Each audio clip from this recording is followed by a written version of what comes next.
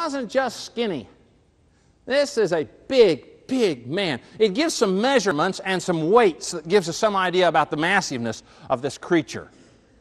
One thing it talks about his coat of mail that he wears to fend off the arrows and things like that. It gives the weight of his coat, just his coat. The normal man would wear about 60 pounds worth of armor. They estimate, well, no, we don't estimate. From the measurements we can tell, his coat weighed 156 pounds itself. Think about that. This guy is dangerous. I mean, if he just gets hot and he just pulls his coat off and happens to drop it on me, he'll kill me with it. He is dangerous. They have estimated his overall armor would weigh about 272 pounds. Now, that's not his weight, that's his armor's weight. He is a monster. There's no two ways about it. He is something to be afraid of.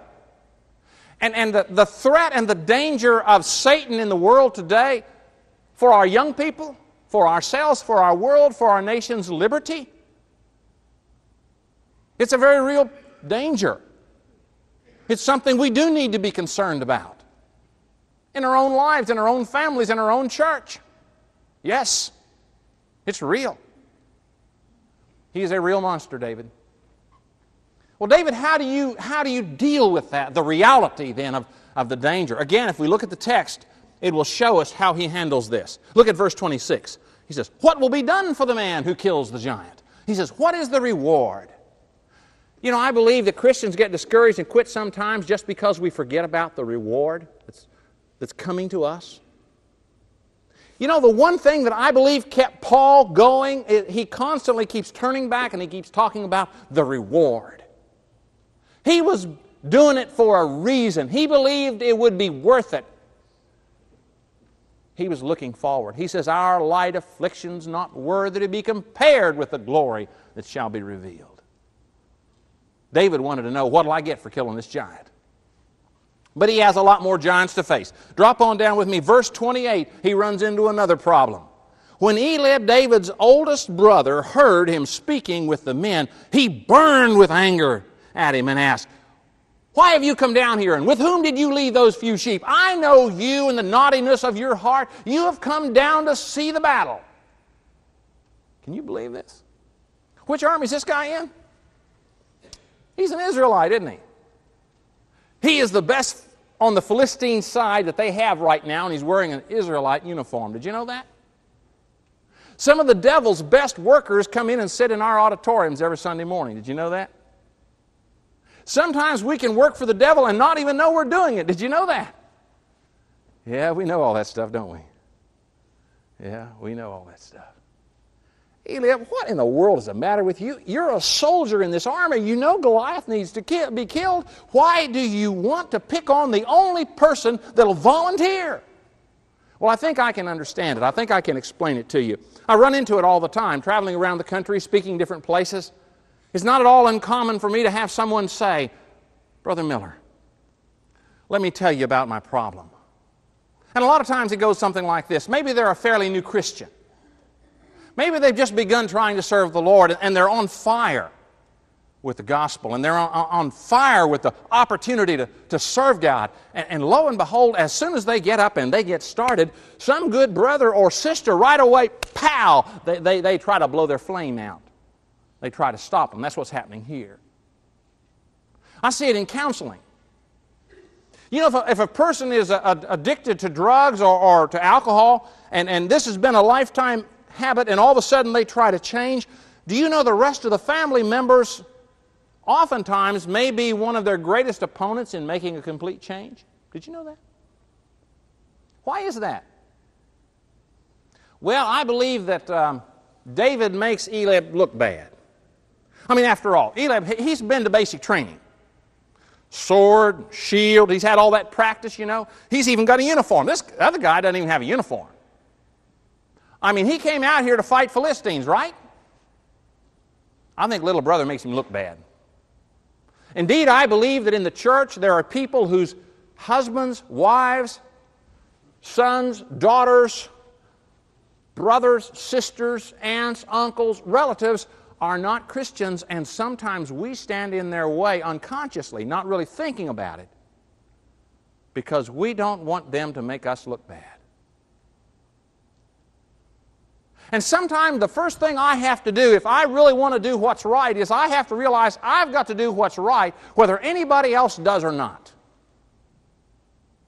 I think one of the big steps in growing up is reaching the point that I don't care what the rest of the group does, I'm going to do what I know I need to do. This may be a good place for you to stop and reflect upon what we've covered so far. And then when you're ready, please continue. Look what he does. How does he handle this? Well, the first thing he does, he says, "What have I done?" I like what one of the other versions says. "Can't I even speak? Aren't you even going to allow me to talk, brother? You're going to cram me back in the background, are you?" And then he does a wonderful thing. Look at verse 30. "And he turned away from him to someone else." You know what? I can come to church and I can be all charged up and I can be excited and I can be positive and I can be upbeat. And there are some brothers and there are some sisters. Now, I don't know the folks here at Bellevue, so I don't know you're here. You understand that, don't you?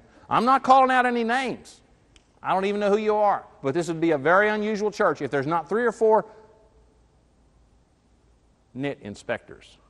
I mean, their only job, they believe, assigned to them from God, is to go around to anybody that's on fire with the gospel and with love for the Lord and be sure to have some water and put that flame out right quick. Maybe they can talk about what's wrong in your life, their life, someone else's life. There are certain people, the wrong question when you see them is, "How are you?" You just shouldn't ask that question to certain folks. Some of y'all snicker, and I believe you know that person in this congregation. Don't tell me who they are. I don't want to know. Well, let's say there's brother so-and-so, and he's a fine fellow and all like that, except he always has this spiritual indigestion. He always has this upset stomach. And so when he comes up to you, the first thing he does is when he opens his mouth is, he just upchecks on you. I mean, there it is on your tie and your shoes and your suit, and there you are for the rest of the day. Next time you see that fellow, what are you going to do? I'm going to run up and I'm going to say, "How you doing today?" And I'm going to go over here and I'm going to talk to somebody else. How about you? I'm not going to stand around there and let them rain on my parade. I'm not going to let them put out my fire. I want you to know it's a wonderful day. It's a great growth step when I understand I'm responsible.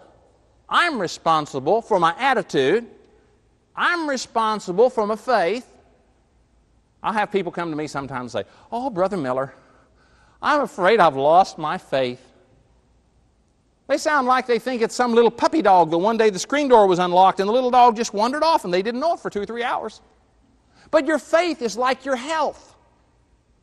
You don't just happen to get sick.